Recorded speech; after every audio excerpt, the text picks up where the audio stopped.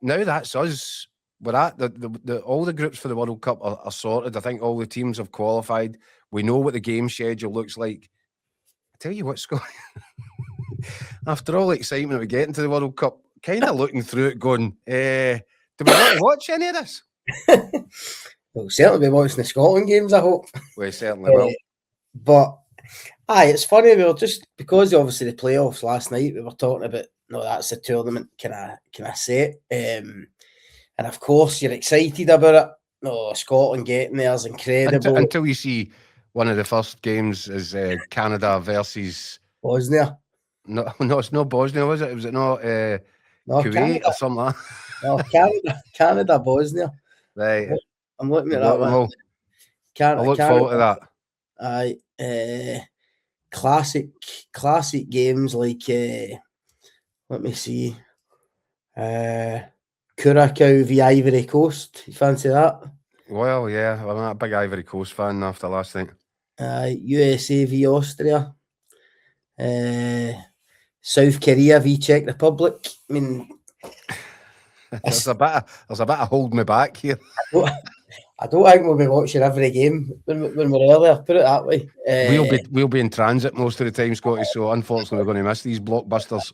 You're probably right. So but look, it's a result of, obviously we know it's a bigger World Cup. It's more teams. What I will say is, I mean, even just since we've got back, obviously catching up on stuff for last night. I mean, the whole. You don't want to say it too much in case Scotland actually benefits for it at some point, and we did benefit with the Euros, with the Nations League and stuff like that. But I mean, Sweden getting to the World Cup, brilliant for Graham Potter. He only took over a few months ago at Sweden, but didn't win a game in their qualifying group for the World Cup. I mean, I think Kosovo had 11 points more than them or something like that in the group stage, and yet Sweden are going to the World Cup. Kosovo aren't. Obviously, Kosovo get beaten in the playoff. Sweden, basically, the only reason Sweden get a playoff is through the back door of the Nations League, which was like 2 years ago. And I even read, obviously, their Nations League group had some really poor teams in it. And you think of like Poland, who missed out last night in the playoffs.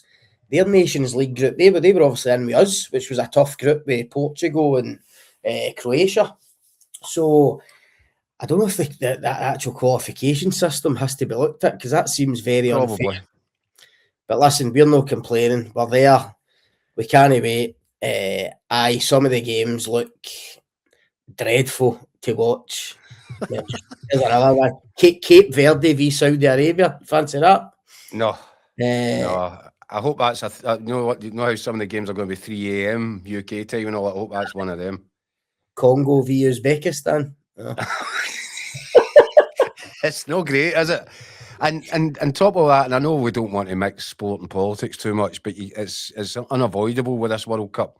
So you've got this guy that's setting half the world on fire at the minute, alienating people. You've got Iran supposed to be playing in America. I think Iraq qualified last night as well, which, I mean, all the ingredients are there. Fun and games. And you've got Infantino, of course, who's giving Trump peace prizes. I'm not going to let all that, because it kind of felt like that before the last World Cup. You thought all the stuff around it, all the politics. Yeah. You almost felt as if, I'm not sure that I even want to enjoy watching any of this. But then the football starts and you can't help it. But this doesn't feel great, does it? It doesn't feel great. What's going on in the world right now, the way that Trump is dealing with countries like our own. I just, never mind what he's doing in Iran. It feels as if it might be difficult to get up and running and to actually really get involved in watching the football. And that's what Trump likes. Of course, he likes all the attention on himself. How do you think those two things will marry out, Scott? I know what you're saying, but I'm trying to be positive about it. Look, we'd be lying if me and you hadn't spoke several times in the last couple of months and you're thinking, God, is this World Cup actually going to go ahead, or what lies in wait for us? The whole Iran thing.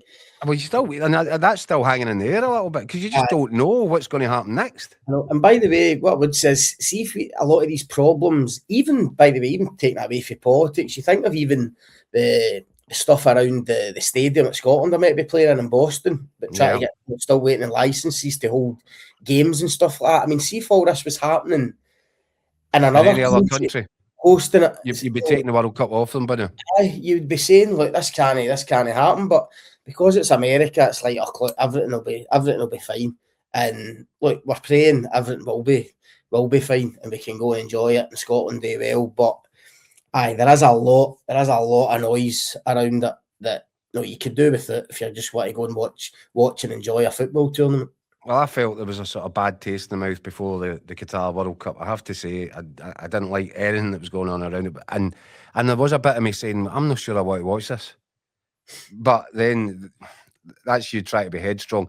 When the football started, it was just sensational, wasn't it? And I'm just hoping that we all get carried away and we can get lost in the football and enjoy the football without having to be distracted by all this stuff. But then this is an American president that, as I said, he just loves to be at the centre of attention.